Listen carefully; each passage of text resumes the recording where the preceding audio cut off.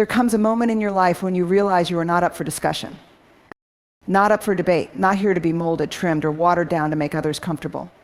You are who you are, and that is not negotiable.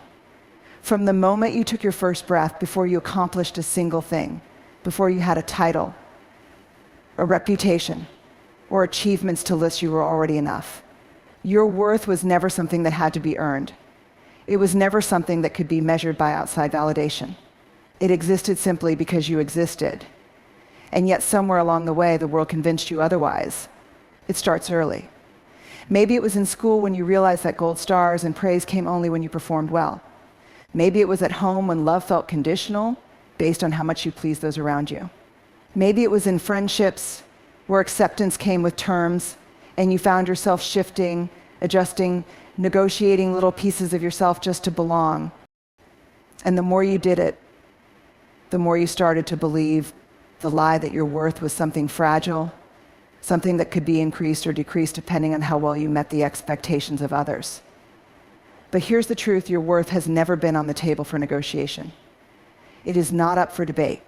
It does not rise and fall like the stock market. It is not attached to your successes, your failures, or how many people approve of you. It is not dictated by the opinions of those who do not see your full story. And yet we live in a world that constantly asks us to prove ourselves, to be more, do more, accomplish more, just to feel worthy. Social media thrives in comparison, making us question if we are good enough, accomplished enough, attractive enough. Workplaces measure value and productivity in how much we contribute and how well we fit into the mold. Relationships sometimes make us feel like love is a transaction: give more, be more, sacrifice more, just to be chosen. But what happens when you stop performing? When you stop seeking approval? When you stop contorting yourself to fit into spaces that demand you to be less than who you are? Does your worth suddenly disappear? No, because worth is not something that can be taken away. It is something that just is. The mistake we make is believing that it exists outside of us, that it is something we have to chase. But the moment you tie your worth to external things, your career, your looks, your relationships, your social status, you hand over your power. You allow the world to dictate your value, and the world will always find a way to make you feel like you are not enough. You were never meant to be measured by someone else's standards. You were never meant to live in a constant state of proving, convincing, or bargaining for your right to take up space. There is no version of you that is more worthy than the version that exists right now in this very moment. Not the version of you that finally gets the promotion. Not the version of you that loses the weight. Not the version of you that gets chosen by the person you love. Right now, as you are in all your imperfections, in all your messiness, in all the parts of yourself that the world tells you need fixing, you are still worthy. But knowing this is not enough, you have to live it. You have to believe it so deeply that no rejection, no failure, no criticism can shake it. You have to remind yourself daily that your worth is not attached to anything outside of you. You have to set boundaries that protect it, walk away from people who try to diminish it, and stand firm in the knowledge that you never have to earn what was already yours. Because the moment you realize your worth is non-negotiable, the world loses its power to convince you otherwise. There is a moment in everyone's life when they are faced with a choice to shrink themselves to fit into expectations or to stand firmly in who they are, no matter the cost. It sounds simple, almost obvious. Of course you should be yourself. Of course you should live in your truth. But if it were that easy, everyone would be doing it. The reality is, standing in your truth is one of the hardest things you will ever do. Because truth makes people uncomfortable. It disrupts, it challenges, it forces change. And most of all, it requires courage. From a young age, you are taught how to blend in, how to play by the rules, how to be likable, how to say the right thing so that people will accept you. You learn quickly that being too loud, too bold, too different, too honest comes with consequences. Maybe it's disapproval. Maybe it's rejection. Maybe it's the sting of being told in words or in silence that who you are is too much or not enough. So you adjust. You soften your edges. You filter your words. You become what people expect of you, even if it means disconnecting from what you know deep down to be true. It's a slow process, almost unnoticeable at first. A small compromise here, a slight change there, And before you know it, you look in the mirror and don't even recognize yourself. But here's the thing about truth: it doesn't go away. It lingers beneath the surface, waiting. You can silence it, you can ignore it, you can try to mold yourself into something more acceptable. But your truth will always be there, pressing against the edges of your life, asking to be seen. There comes a point when you have to make a decision. Will you betray yourself to keep others comfortable? Or will you finally stand in your truth, no matter who that truth may unsettle? Standing in your truth means choosing authenticity over approval. It means valuing your own voice more than the opinions of others. It means being willing to walk alone, to lose people, to disappoint those who only love the version of you that was convenient for them. It is not an easy path. There will be resistance. The people who benefited from your silence will push back when you start speaking your truth. The spaces where you once fit might start to feel too small. The relationships built on false versions of you may begin to crack. And in those moments, doubt will creep in. Is it worth it? Is it easier to just go back? But here's what most people don't tell you when you abandon yourself to fit in.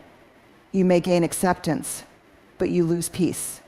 You may be liked, but you will always feel unseen. You may be surrounded by people, but you will feel alone in your own life. The price of pretending is too high. You were never meant to be a watered-down version of yourself. You were never meant to trade your truth for comfort. The people who truly belong in your life will never ask you to be anything other than who you are. And those who cannot handle your truth were never meant to walk with you in the first place. Standing in your truth is not about being right. It's not about proving anything to anyone. It's about alignment, about making sure that the life you are living on the outside matches who you truly are on the inside. It's about waking up every morning knowing that you are not wearing a mask, not playing a role, not carrying the weight of someone else's expectations. It's about freedom, the kind of freedom that comes when you stop asking for permission to be yourself, the kind of freedom that comes when you no longer twist yourself into versions that make other people comfortable, the kind of freedom that only comes when you stand fully and unapologetically in your truth. Rejection stings. It has a way of making you question yourself, your worth, your abilities. It makes you wonder if you were not good enough, not smart enough, not lovable enough. It plants seeds of doubt, whispering that maybe you should have tried harder, maybe you should have been someone different, maybe if you had done one thing differently, things would have worked out. But what if rejection isn't punishment? What if it isn't proof that you are lacking, but instead proof that you are being redirected to something greater? We are conditioned to see rejection as failure. When a door closes, we see it as a sign that we weren't worthy of what was on the other side. When someone walks away, we assume it's because we weren't enough. When an opportunity slips through our fingers, we tell ourselves we should have done better. But rarely do we stop to consider that maybe, just maybe, rejection isn't something happening to us, but something happening for us. Think about the times in your life when you wanted something so badly, only to have it slip away. Maybe it was a job you were certain was meant for you. Maybe it was a relationship you poured your heart into, only for it to end in heartbreak. Maybe it was a dream that felt so close, only to watch it fade before your eyes. In those moments, the pain feels unbearable. It feels personal. It feels final. But what if you could see beyond that moment? How many times have you looked back and realized that what once felt like the worst possible outcome was actually the best thing that could have happened? That the job you didn't get led you to an opportunity that aligned with who you truly are. That the relationship that ended made space for the kind of love you actually deserved. That the closed doors weren't rejection, but protection. That the things that didn't work out were never meant to. Rejection is not the universe telling you no, it's the universe telling you not here.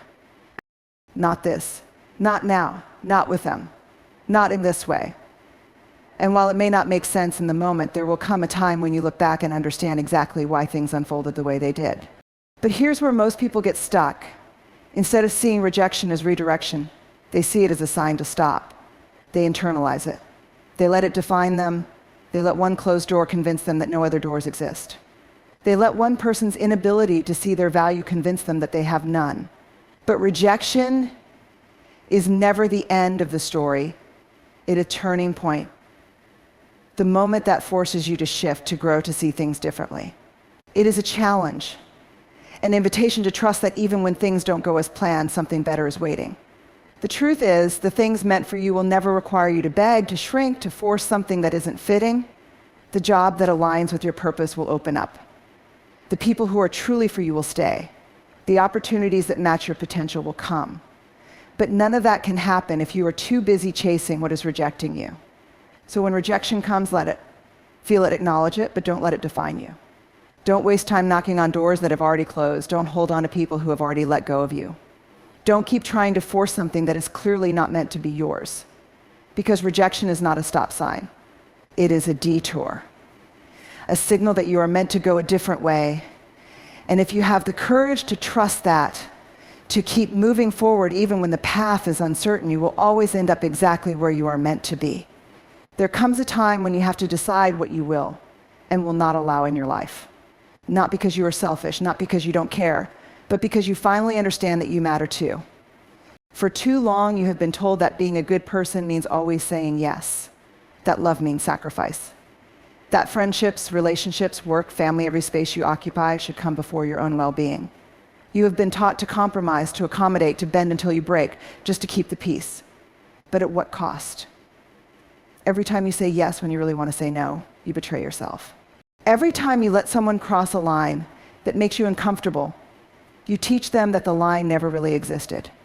Every time you ignore your exhaustion, your frustration, your quiet resentment, you send the message to yourself and to everyone around you that your needs don't matter. But they do, they always have. Boundaries are not walls. They are not about shutting people out, about being cold or distant. Boundaries are the highest form of self-respect. They are a declaration that you value yourself enough to protect your energy, your time, and your emotional well-being. They are a way of saying, I deserve to be treated with the same kindness, consideration, and care that I so freely give to others. And yet setting boundaries is one of the hardest things to do. Because when you start enforcing them, people will resist. The ones who benefited from your lack of boundaries will push back. They will call you difficult. They will tell you that you have changed. They will make you feel guilty for no longer being so easily available, so endlessly accommodating. But that is not your burden to carry. The truth is, people who genuinely respect and care about you will honor your boundaries without question. They will understand that your no does not mean you don't care, it means you care enough about yourself to be honest. They will see that your limits are not rejection, they are simply an expression of what you need to be your best self. But the ones who get upset, the ones who try to manipulate you into feeling guilty, the ones who demand access to you at all times, no matter how much it drains you, those are the ones who benefited from your lack of boundaries. And losing them is not a loss, it is a necessary shedding of relationships that were built on your silence, on your willingness to tolerate more than you should have ever had to. There will be moments when setting boundaries feels uncomfortable, when saying no makes your stomach twist, when honoring your own needs feels like you are letting someone down. But discomfort does not mean you are doing something wrong. It means you are breaking old patterns. It means you are stepping into a version of yourself that no longer abandons their own well-being just to be liked, just to be accepted, just to be chosen. And that is what self-respect looks like. Choosing yourself, standing firm in what you know you deserve, understanding that your energy is sacred, your time is valuable, and your peace is worth protecting. Because at the end of the day, boundaries are not about controlling how others treat you. They are about deciding what you will and will not accept. They are about making it clear that your kindness is not an invitation to be taken advantage of. They are about reminding yourself every single day that you are not here to be everything for everyone at the expense of being something for yourself. Fear has a quiet way of controlling your life. It doesn't always show up as panic or anxiety.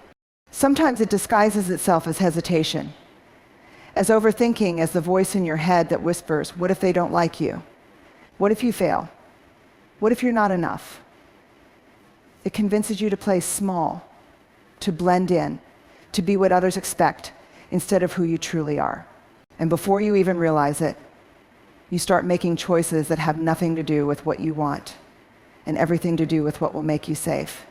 Safe from judgment, safe from rejection, safe from the possibility that someone somewhere might not approve of you, but that safety comes at a cost. You trade your authenticity for acceptance. You trade your voice for approval. You trade your dreams for a sense of belonging that isn't even real, because true belonging can never exist in a space where you are not fully yourself. Fear tells you to conform. It tells you to stay quiet when you want to speak.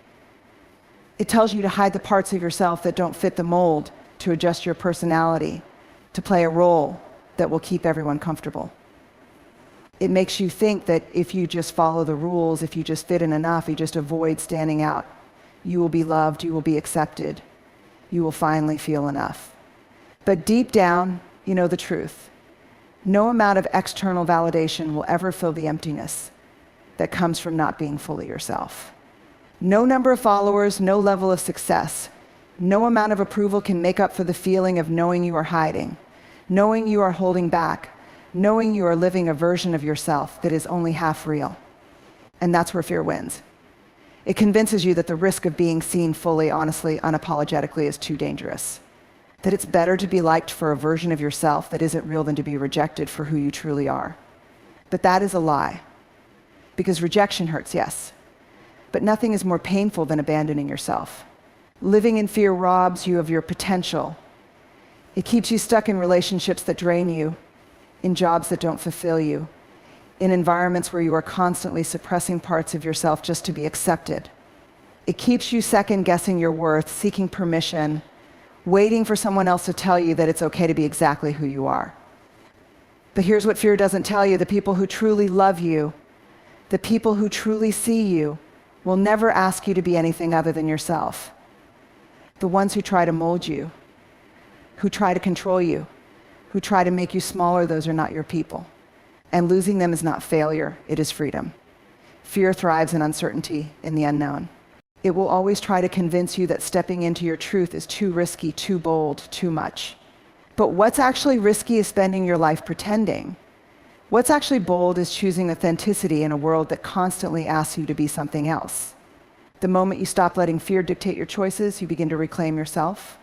You start showing up fully without apology. You stop filtering your words, your dreams, your ambitions through the lens of what will they think, and start asking, what do I think? You begin to trust yourself again. You begin to realize that you never needed permission to be exactly who you are. Because fear will always be there waiting in the shadows, hoping you will choose comfort over courage. But every time you choose to show up anyway, every time you choose to stand in your truth, you prove that fear does not get to decide who you become. There is nothing more exhausting than constantly trying to prove your worth to people who were never meant to see it. The effort, the over-explaining, the bending and reshaping of yourself just to fit into spaces that were never designed for you, it drains the life out of you. It makes you question if you are too much, too different, too unworthy of real connection. But the truth is, the right people will never need you to prove yourself. The right people will see you. You have spent too much time in rooms where you had to fight to be heard. In relationships where you had to earn basic respect. In friendships where your presence felt like a convenience rather than a priority. And for too long, you accepted the bare minimum because you thought that if you just tried harder, if you just gave more, if you just fixed yourself in all the ways you imagined were necessary, then maybe, just maybe, they would finally appreciate you. But that is not how real connection works. The people who are truly meant for you will recognize your value without you having to perform for it. They will not require you to shrink, to soften, to dilute yourself so they can be comfortable. They will not ask you to prove your worth because they will already know it. They will see you not just for what you can offer, not just for how you make them feel, but for who you are at your core. You cannot convince the wrong people to love you the way you deserve. You cannot force someone to value you if they were never capable of seeing your worth in the first place. And you should never have to beg for the bare minimum respect, kindness, honesty, loyalty. These things should be freely given, not earned through constant effort. The problem is we often attach our worth to the opinions of people who were never meant to be part of our journey. We take it personally when someone doesn't choose us. We feel unworthy when someone walks away, as if their inability to see us somehow reflects something lacking in us. But it doesn't. It never did. Not everyone is meant to understand you. Not everyone is meant to stay. Some people will only be part of your life to teach you how to let go, how to set boundaries, how to stop proving yourself to those who were never meant to see you in the first place. And while it may hurt in the moment, while it may feel like rejection, what's actually happening is alignment, the clearing away of what is not meant for you to make room for what is. When you start honoring yourself, your needs, your voice, your truth, you will notice that some people begin to fall away. The ones who only valued you when you were convenient for them. The ones who preferred the version of you that asked for nothing, that accepted less than what you deserved. Let them go. Because the right people will stay. The right people will show up. The right people will recognize you without you having to prove a single thing. And when they do, you will wonder why you ever wasted time trying to convince the wrong ones.